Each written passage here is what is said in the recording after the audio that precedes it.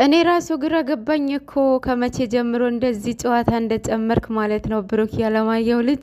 ሰላም ሰላም፣ ጤና ይስጥልኝ የኔ ውድ ቤተሰቦች እንደምን አላችሁ? አለሁ እግዚአብሔር ይመስገን።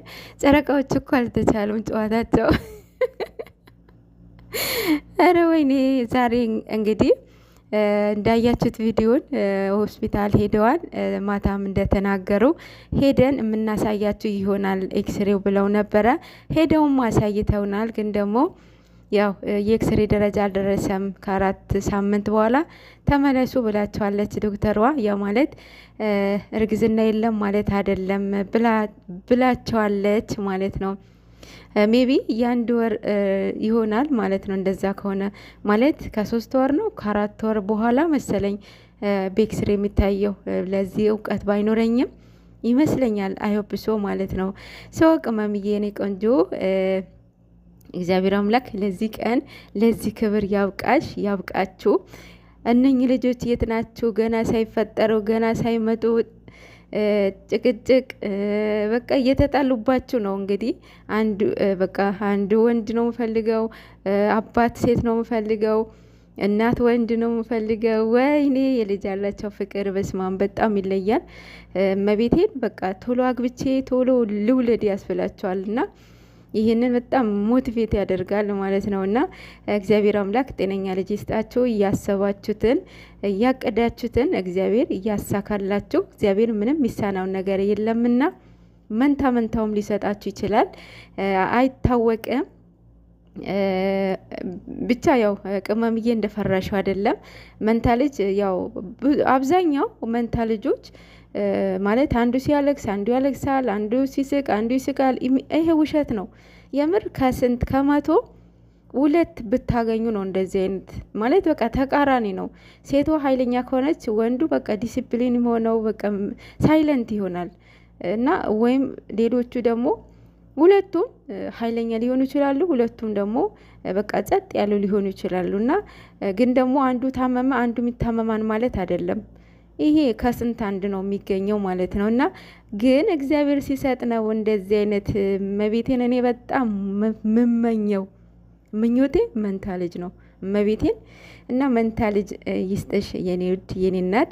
እንዴት ተንከባክበው እንደሚያሳድጉሽ ኢማጅን አድርጎ ጌታ በቃ ሁላቸውም በቃ የልጅ ያላቸው ፍቅር ነው የምታዩባቸው ከጓደኞቹ ጀምሮ ማለት ነው። እና የኔ ውድ ለዚህ ቀን ለዚህ ክብር ያብቃሽ ማለት ነው። ማማዬ ያብቃችሁ። የተመኛችሁትን ያሰባችሁትን ይስጣችሁ። ምኞት አይከለከልም እንዳልኳቸው ማለት ነው። በጣም የፈመሱ ልጆች ናቸው። በጣም ታሪክ የሰሩ ልጆች ናቸው። ብዙ ሰው ነው በጉጉት እየጠበቃቸው ያሉት እነኝህ ልጆች ማለት ነው። ሲያድጉ ወይኔ ያላቸው ታሪክ ያላቸው ሂስትሪ ሲሰሙ በጣም ነው ደስ የሚላቸው ጌታን በስማም። እና እነሱም ያው ይመጣሉ ዋንዴ። እናንተም ተረጋጉ ማለት ነው። እንግዲህ ያው ብሩክ በቃ ግልጹ ነው እየተናገረ ያለው፣ ፋክቱ ነው እየተናገረ ያለው። ኧረ በስማም እሱ ልጅ እኮ በስማም አይ ቲንክ በዛሬ ቪዲዮ ኮንቪውስድ እያደረጋችሁ ይመስለኛል። ኮሜንትም እያየሁ ነበረ። እየሸወዱን ነው፣ እየቀለዱ ነው፣ ፕራንክ እያደረጉን ነው፣ እውነት አይደለም፣ ደስታችን ሳንጨርስ እያላችሁ ነበርና ተረጋጉ። ያው የረጋ ወተት ቅቤ ይወጣዋል ይባላል። ሀፋፍ አድርጉ እንደኔ ማለት ነው። ማለት ያው ብሩክ በልጅ አይቀልድም። ሲቀጥል በጣም የሚያሳምኑ ነገሮች እየተናገረ ነው። በእርግጥ በዚህን ሰዓት ማውጣት አልነበረባቸውም። ማለት 3 ወር 4 ወር እነሱ ሪሊ ሹር ከሆኑ በኋላ ቢያሳወቁ ጥሩ ነበረ። ያው ልጅነትም አለ፣ ጉጉት አለ፣ ደስታ አለ። በዛ ላይ በዚህ ተረዷቸው ማለት ነው። ሌላው በቅናት የተረገዘ ልጅ እያለች ነበረ እየሩስ ማለት ነው። እሳይ በቅናትም ይሁን በምንም ይሁን እኛ ደስ ብሎናል።